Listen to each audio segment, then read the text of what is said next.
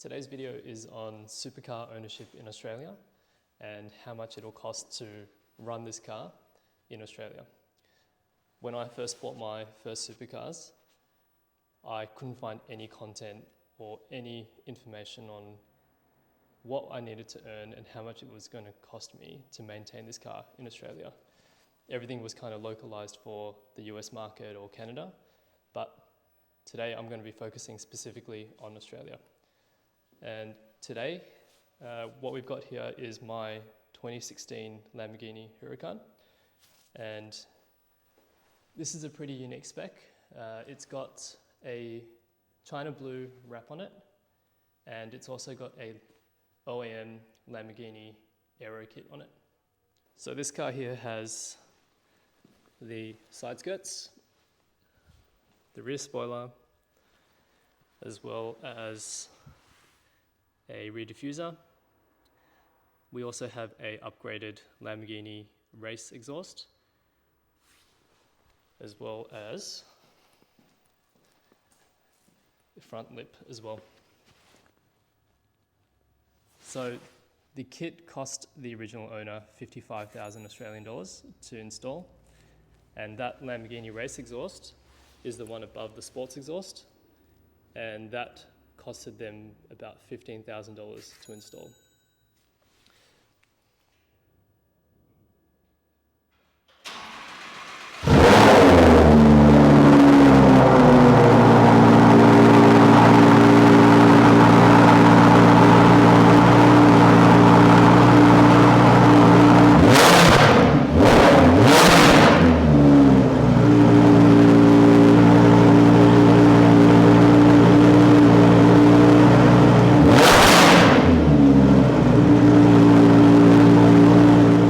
This car's pretty crazy in the color that it grabs so much attention, and with the exhaust it just sounds insane.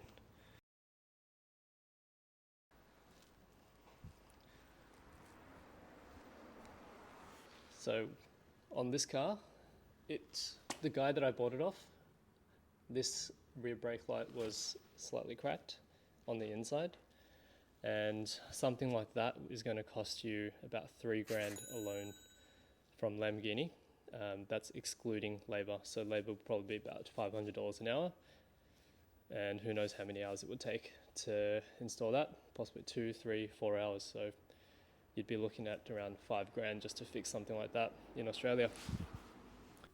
So the first thing you're wanting to get before you buy a supercar is, if you don't know what you're doing, make sure you get a pre-purchase inspection.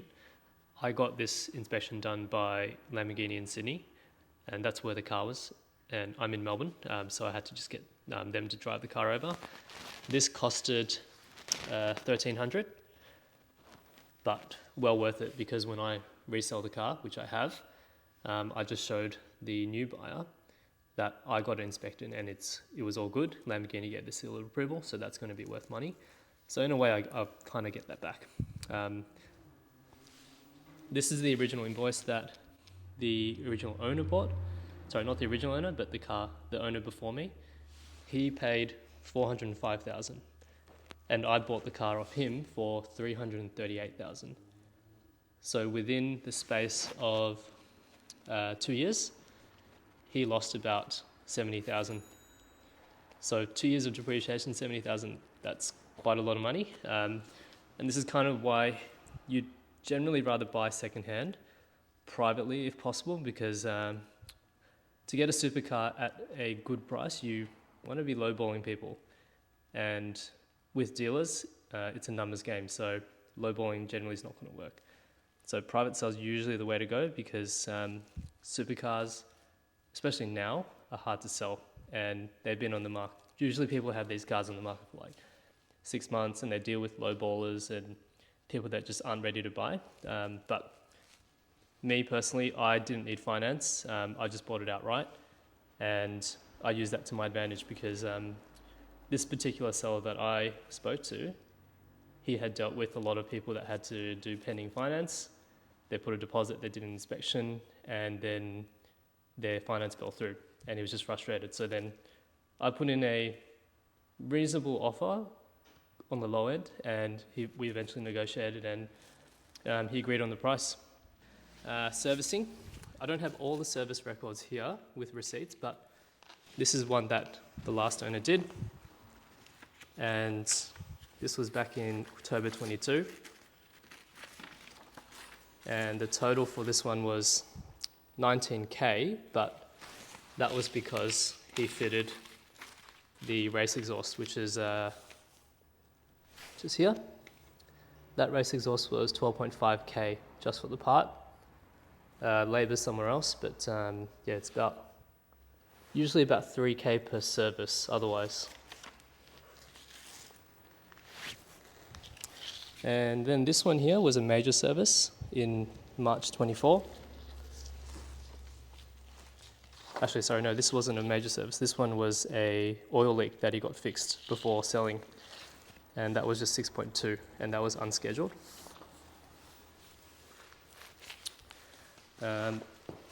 I then got some new tyres fitted, and I got these when they were 40% off from my car, and I only spent 2k because they were 40% off.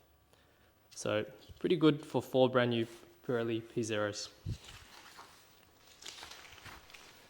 The original owner also purchased a wrap and PPF. Not sure where the other page went, but in total was about 15k. So you'll want to understand what it costs to service your car as well. So for my Lamborghini, the service costs were about 3k per year, and on a major service it can be between 7 and 13k. So I've contacted Lamborghini Sydney and Melbourne, and when you get quotes between the two dealerships, they do actually vary. Sydney quoted me between 7 and 13, and then Melbourne quoted me around 7. The last major service that the guy in Sydney did for me was around 7k, but I'll show you the invoice so you know the exact amount. The other thing about services is these typically don't include any unexpected maintenance, and these parts are going to be the most expensive.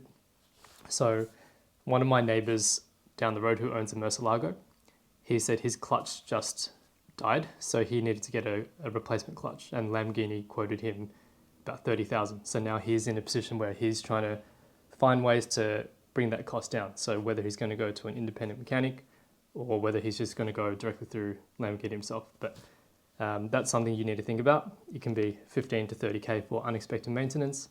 It could also be a lot higher. So it's super important to make sure that whenever you're buying a car, that you're buying a very good example and that you know exactly what you're getting yourself into. If you buy a car that has missing history, you're going to be putting yourself into a huge amount of risk. And there was a car that I did inspect prior to this one that had basically no service at all, or no service history. And he's basically just said that, I took it to my mate's workshop and got it all done. Great, but there's no proof of that. We didn't have any invoices to prove that. And when it comes for me selling the car later, I'm going to be in that same position where the next buyer is going to say, hey, where's your services? Where were they actually done? Were they actually done? And I have nothing to prove that. And you're going to be in a situation where you're already selling a car that has a very limited amount of buyers, and then you're again diluting that again to a buyer that is willing to take a risk on a car that's possibly been unmaintained. So I've shown you the invoices that I had from my car.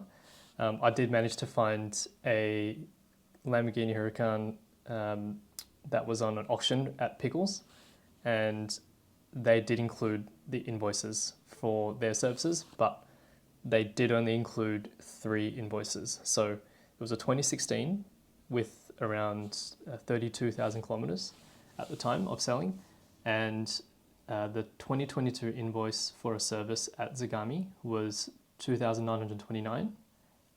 In 2023, I couldn't really work out if this invoice was a proper service or whether it was an inspection, because on that invoice it had that the customer had a engine light on and he wanted an inspection. So I'll attach that in the records in this video, but that one was 1,170, so it kind of sounds a bit low for a service at Zagami. That's why I kind of think that it's kind of like a ad hoc inspection, just because there was some serious enough issue. And then in 2024, it looks like they carried out a major service, and that was 9,500. So you can kind of see that the average service for a service A is around 3K, and service B, or sorry, for a major service, you'll be looking at 7 to 13,000, assuming no parts are required. I did replace the tires on my car, and I replaced them with the Pirelli P0s. And my car, there's a tire company called My Car, and they typically have 40% off their tires. And I replaced all 4 of them for about 1,800 installed as well. So tires itself are not horrible if you can get it on a sale. If you're paying full price, you're going to be paying over 3K. So it's quite a big difference. So if you can time it in line with where the sales are, or Black Friday sales are, then you'll be getting a pretty good deal on the tires, because they will typically last quite a while. Although on a supercar, it's not going to last as long, but it's something that will last a decent amount of time.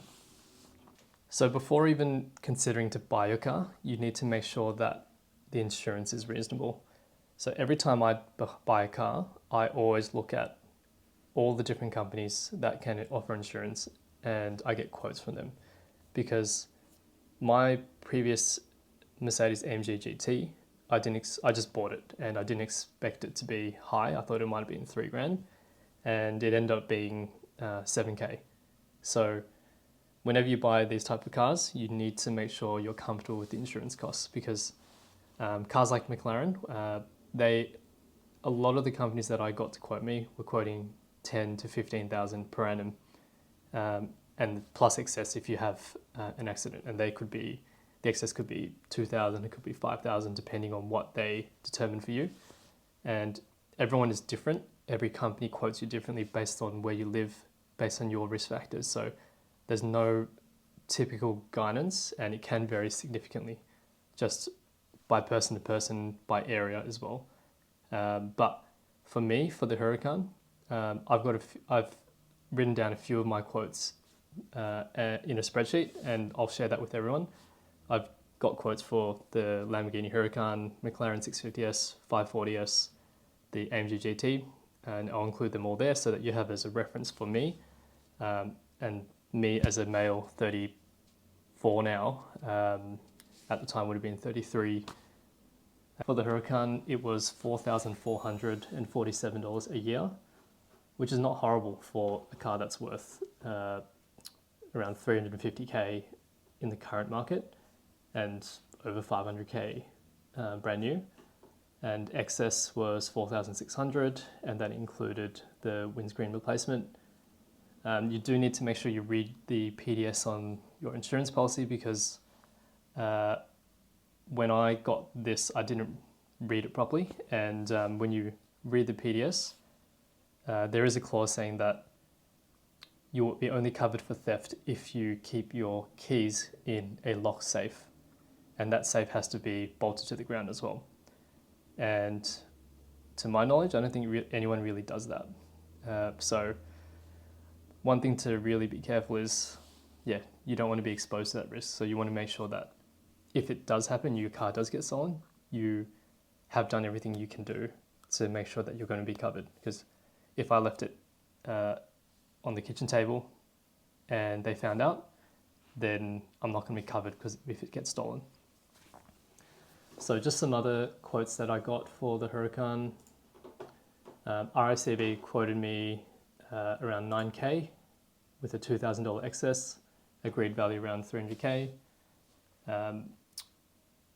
Shannon's quoted me on a per kilometer basis 5.9K with an excess of 3,400, and on a daily use basis it was 6,300 and 4,400 excess. So Amy quoted me 12.2 with an excess of 6,600. If I raise the excess to 8,150, it brings the price down to 7,700. So you can see there's such a huge variation between insurance companies. So you really just need to literally punch in a quote into every single company to make sure that you're getting a good price. And then personally, I play with the excess so that I can bring the premium down, because even if I did have an accident, I would try to repair everything myself first before trying to claim, because if you claim, it's going to raise your premiums for quite some time. And then you also need to report that you have been in an accident or you have made a claim. And yeah, a lot of insurances just like to charge more as a result of you having a claim in the past. So the other thing you need to think about is demand for the car as well as depreciation. In a way, they go hand in hand.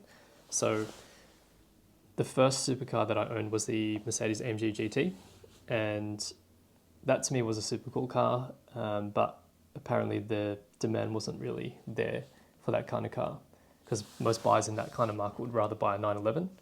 And when it came to selling my AMG GT, I had it up for about 3 months and I didn't really have any interest. And so I bought that for, I think, 182.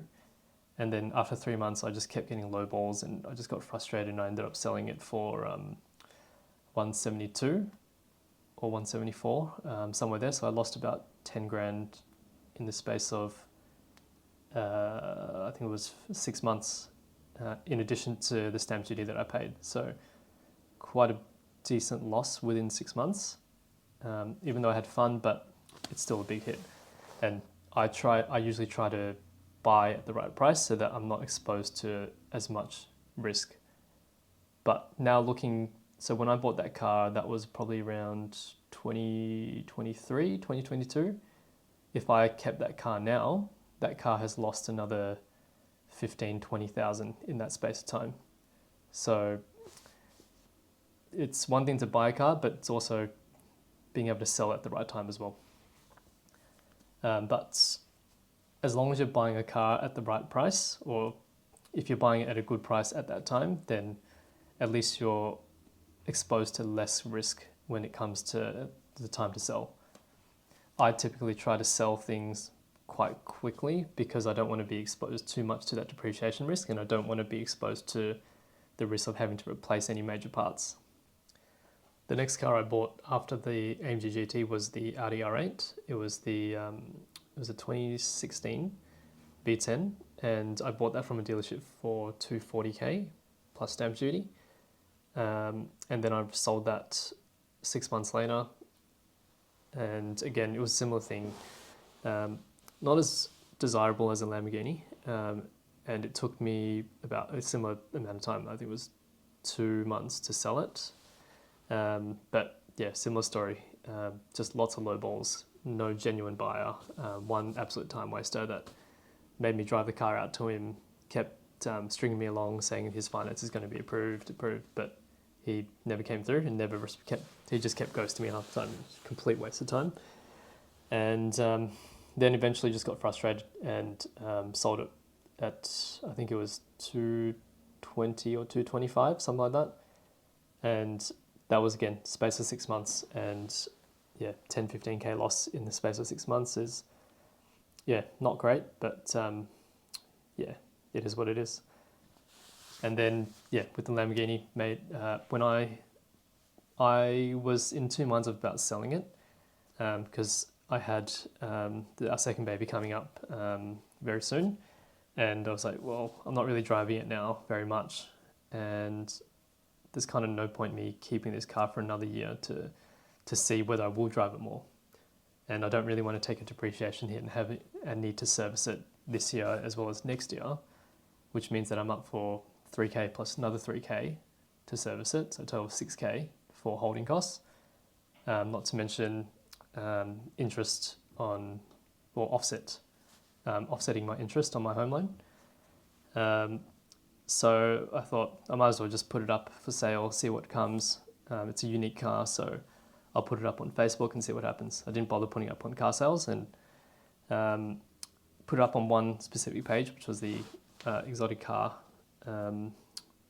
page, exotic car for sale page or something like that, and had a few people message me, but one actually genuine, because I'd messaged him before because he's got a McLaren 720S, so I thought he'd be pretty legit. Turns out he was, and he bought it off me, and that was sold within, I think it was a week, and I did make around 17,000 off him. So that was great. It offset one of the costs of offset the losses on the AMG GT. So yeah, that was a really, really easy, clean sale. Pretty sure that guy was just super loaded, and I probably could have got more off him, but yeah, it was time to move the car along. So I thought, yeah, why not? So the next question to think about is whether you're going to finance the car or whether you're going to buy the car outright. Me personally, because I'd like to change my cars every 6 months, 6 months to a year, I'm best not to be restricted, and so I need to pay for the car in cash, because if I finance a car, there's establishment fees and then there's also break costs. So when there's a break, you need to typically pay off a portion of the interest that was payable, and if I do a 2-year loan, 3-year loan, I'm going to be paying a big portion of that, and I'm not even going to be able to take the benefit of paying that interest. So for me, to be completely unrestricted with selling, I want to do a all cash, and that usually also works to your advantage when you're buying a car as well, because a lot of sellers, they hate dealing with people that need to get finance, because they need to get a deposit from you, then wait for you to get finance approval, and then they just typically just get frustrated because people get rejected even though they're super confident that they won't get rejected, and so they prefer to deal with people that can settle straight away. If you did go down the financing option, you need to make sure that you are going to keep that car for that amount of time. Because if you don't, as I said, you're going to be paying all those interest fees. So if you're financing, say the Huracan that I had, and say you financed 350k, or all under finance, no deposit, with a 50% residual, you'd be looking at paying 7k a month. So if I punch that into a calculator to get after tax 7k in Australia, you'd need to be earning around, at a bare minimum, you'd need to be earning 120k just to cover the finance on the car. So you can already see you'd need to be earning significantly more than 120k pre-tax in order to be able to afford this car. But typically I don't recommend financing, just because it restricts you so much. And if you, say, happen to buy a car that was a lemon, had major issues, you just want to get rid of it, you're going to have to pay all that interest up, and then you're going to deal with the hassles of people lowballing you, and it's really just going to add another level of complexity to something that's already quite complicated. So the other school of thought with financing is that you're using someone else's money, and that you can use your own money for a better purpose that can earn you a better rate of return. But in most cases, most people aren't going to be able to earn something higher than the interest rate. When you're financing a car like this, or any car for that matter, the interest rate is typically higher than, say, the mortgage rate, or even an index fund. So index fund, like Vanguard, they probably will return on an annual basis around 8%. The car loan rate's probably going to be 9-10% in this current market. So at the time of this video, home loan mortgage rates are around 6 to 7%. I'm personally on 6% in my home loan with NAB. And if you're going to get a car loan, you're going to be looking at 9%. And it's pretty hard to get a risk-free or a low-risk investment that's going to earn you something better than 9%. So a lot of people will say that, but in reality, it's a lot harder to achieve than you think, unless you already have something in place already. For example, you've invested in a business and that's already returning, say, 20-30%, or you have another fund or something that's already returning that consistently higher than say the 8-9%. Another downside to paying cash is that you've got the opportunity cost as well. So if you've got investments, as I said, if you've got investments that are returning better than the interest rates on finance, then it kind of doesn't make sense to pay cash because you've got a better investment to put your money into. But for me, I don't like to invest that much. I don't invest any shares at the moment because I'd rather just leave the money in my offset account and earn 6%. And just to remember, in your offset account on a home loan, it's tax-free. So if my offset account is getting me 6%, I'm getting 6% basically post-tax, which in effect means if I invested that in, say, an index fund at a rate of 9%, after tax, that's going to generate me 6% anyway. So I personally would rather put the money in my offset account because in a way, in effect, it's risk-free. It's not completely risk-free because banks only guarantee, I think, 200K per bank account or per bank or something like that. But that's a very, very low risk because the bank needs to default in order for me to lose my money. So personally, I'd rather put my money in my offset account. If I had a fully offset home loan, then I probably would be thinking about financing or putting my money elsewhere rather than paying cash for it. The other thing to think about when owning a car like this is when it's time to sell a car.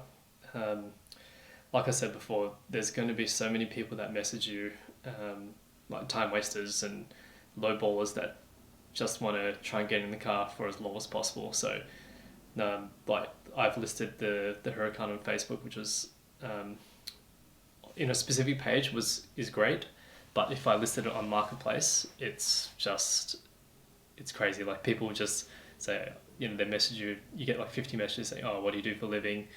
Can I have a ride in it? People just shit talking basically. There's always going to be people that just constantly break your balls, and it's just annoying to have to deal with all these messages. So as soon as I posted on Facebook and I started getting all those messages on Marketplace, I just took it off. And the other element was that I felt like it was a bit of a safety risk as well. With a family and a young daughter, pregnant wife, I didn't really want randoms to come and rock up and inspect the car, and I have no idea who these people are.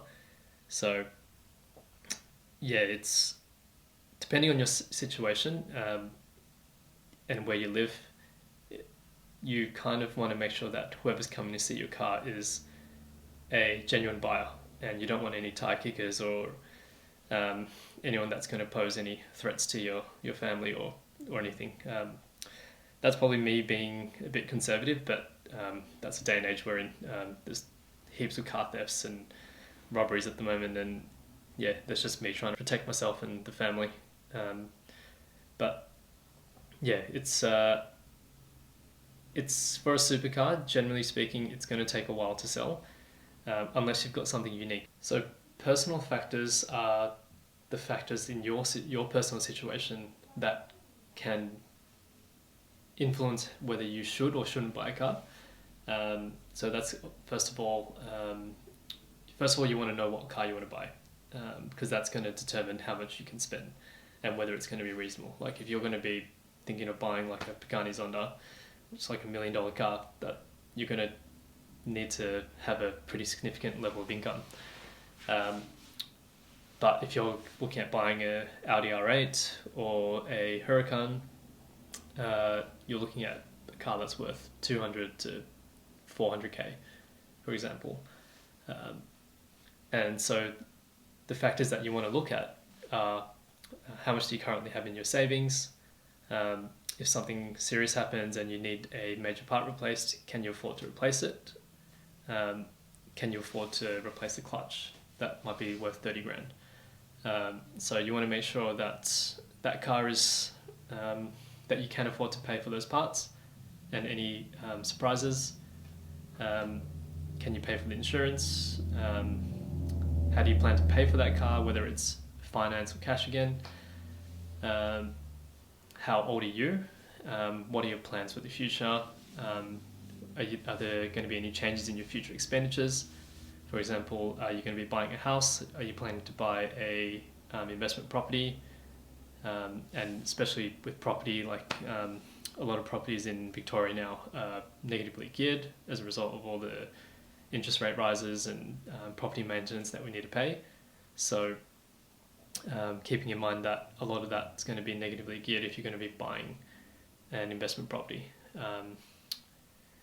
Also, are you at a stage in your life where you need to think about buying life insurance? Have you got kids that you need to make sure that are adequately accounted for in the event that you say you die, or just so that you can build up a nest fund for them? So I'm at a stage where I'm thinking about life insurance now, TPD insurance, all that kind of stuff, and that's going to cost me around $6,000 a year. So I need to budget that and make sure that I'm aware that that's coming up.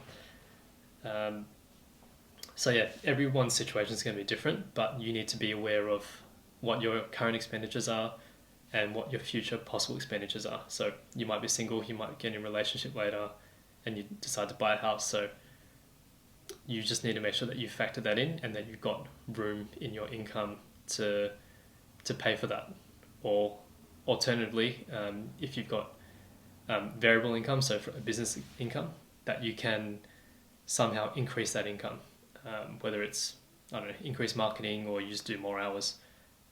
If you're a salaried worker, then you don't really have much options unless the business is willing to pay for extra hours. But generally speaking, at a high income level, usually you're a salaried worker, and you'll just be paid bonuses at the end of year or quarterly or whatever it might be. Other factor you need to think about is how long you're going to keep the car. Because if you're going to sell the car in 6 months like me, most people aren't like me though. 6 months, it's not really a big deal. Like, you keep the car for 6 months, you might lose $5,000, $10,000. Are you okay with losing $5,000 to $10,000? If you are, then that at least isn't really a big deal. But if you plan to keep the car for 5 years, then you're probably losing 10, 20, even 30% of the car. Are you comfortable losing 20% of a $300,000 car? So that's 60 grand. Are you comfortable losing that over 2-3 years? That's something you need to be very, very mindful of, because you don't really want to expose yourself to that much downside risk. And another thing is, how do you view money? Are you comfortable living with the amount of money that you have now?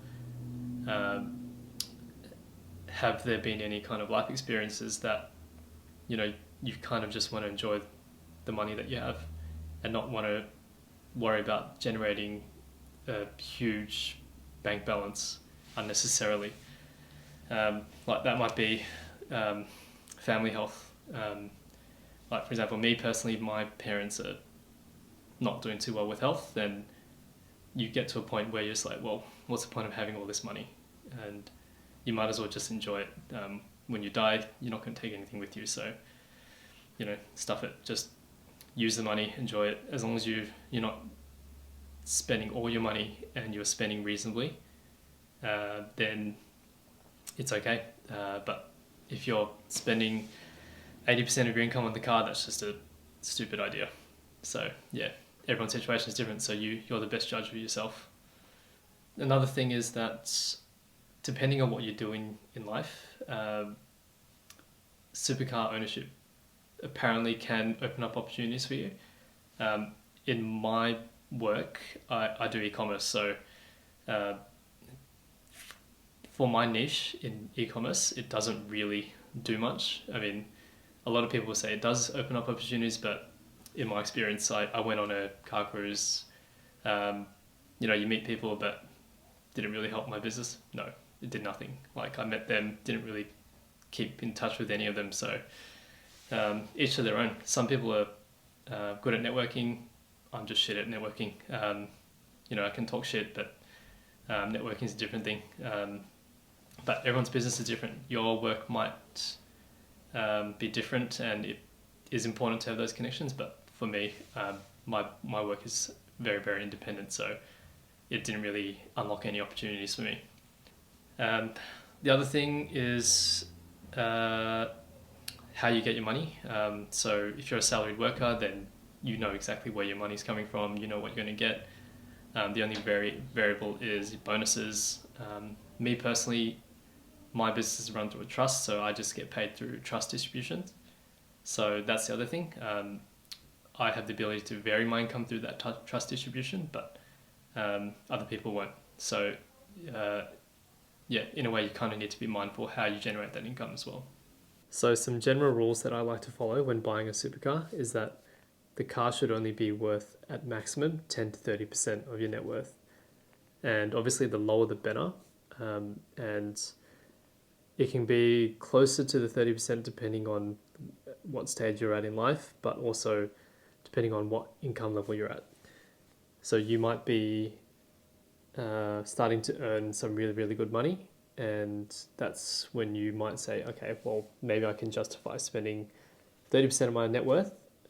Like if you're, say you're earning $1 million a year and you're buying a $300,000 car, then at that point, I would maybe consider thinking about that 30% mark, but ideally you want to spend much, much lower because you don't want to be in a position where that car is taking up a lot of your net worth, and in most cases it's going to be a depreciating asset.